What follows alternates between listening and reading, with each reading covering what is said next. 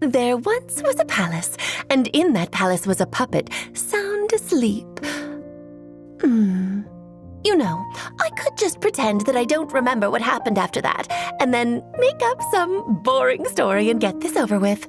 But boring clearly isn't my style, nor is it the Wanderer's way of doing things. You could say his story is simple and straightforward, or horrendously complex, and both would be right.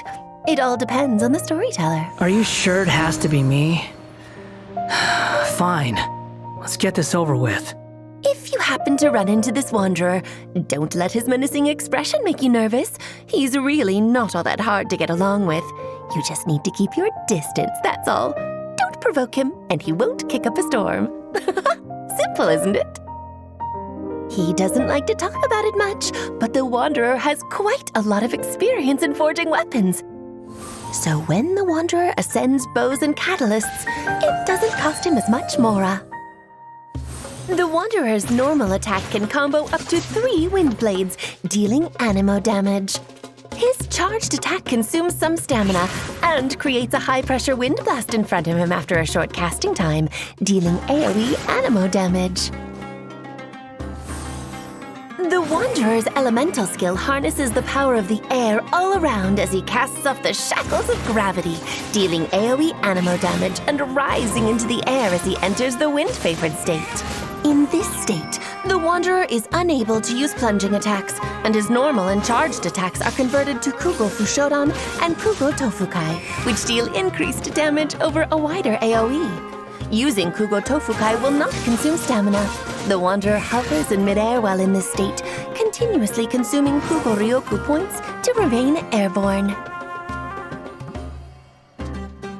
When the sprint button is pressed, instead of sprinting, the Wanderer consumes more Kugo Ryoku points to fly through the air more quickly.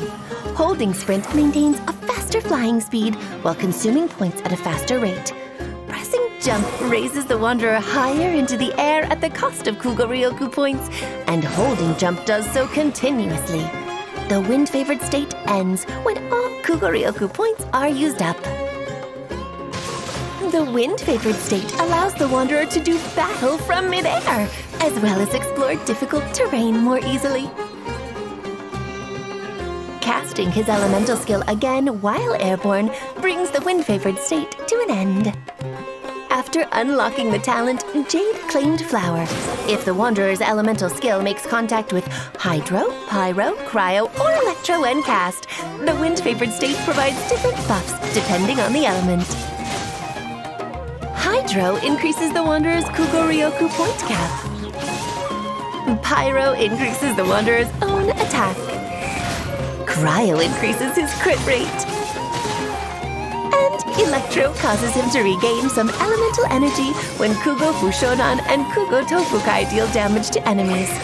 A limited quantity of energy can be regained per set time period, and a maximum of 2 buffs can be gained at any one time.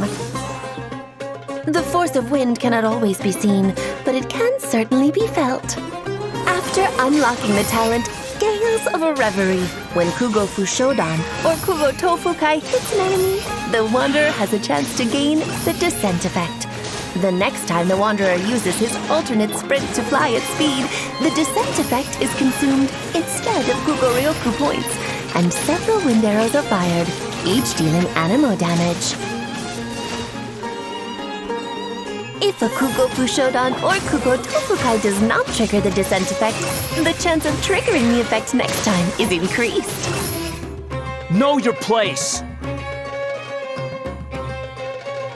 Casting the Wanderer's elemental burst compresses the surrounding air to form an anemo plenum that blasts all sources of frustration away, dealing multiple bouts of AoE anemo damage. Casting his elemental burst while in the wind-favored state brings this state to an end. Though Wanderer is his name, aimlessness is not his game, and he does not hesitate to take decisive action in pursuit of his goals.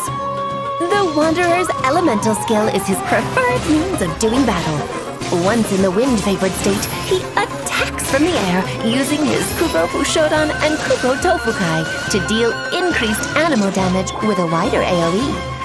By coordinating with his teammates, he can benefit from a range of enhancements, which make him even more powerful in battle.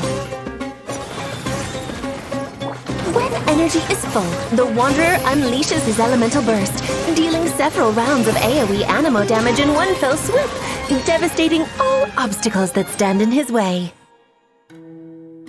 The world of Teyvat has its own rules. They aren't perfect, though, and in some cases they are as delicate and fragile as the human heart. That's why I've been tasked with the job I have now, a job which gives me certain special privileges.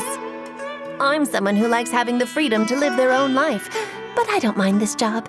It gives me the chance to see this world and everything that lives in it from a lot of different perspectives. People can find ways to forget, but they can't undo what they've done, and there's no escaping the past. The Wanderer learned this the hard way.